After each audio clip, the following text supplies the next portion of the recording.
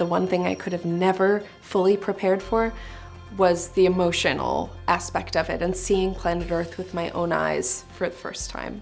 Commercial astronaut Kellie Gerardi was the first social media influencer in space and among the first 100 women in space. It was very important to me that I bring my full self to space. I was unwilling to tone down my femininity or my personality to fit into someone else's perception of what professional looks like. I wanted to force that picture to expand to include me, and that is the sort of aperture I want to keep expanding for the next generation.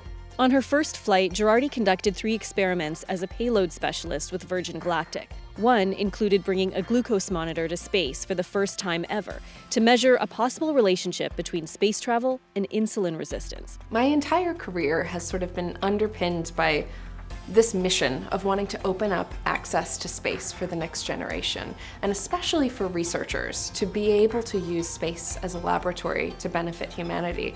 I am someone who really personally believes that space is our shared past and our shared future as a species. She grew up in Jupiter, Florida, where she'd watch launches from nearby Cape Canaveral, basically from her own backyard.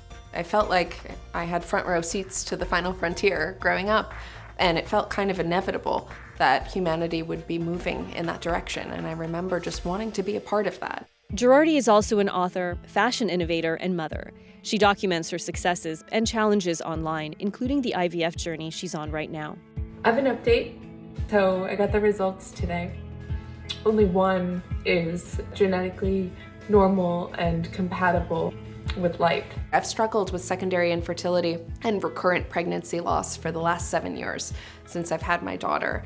And having my daughter was also a struggle 7 years ago. I wanted to just share a little transparency around like what that actually looks like for so many women, and hopefully bring a little less stigma and a little less isolation to an experience like that.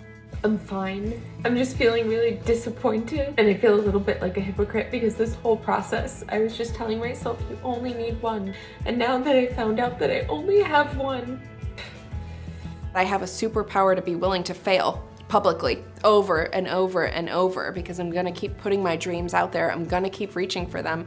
I might not get all of them, and I might, fail along the way multiple times, but that's not gonna stop me. And I think that is an underappreciated form of resilience for people who have big dreams.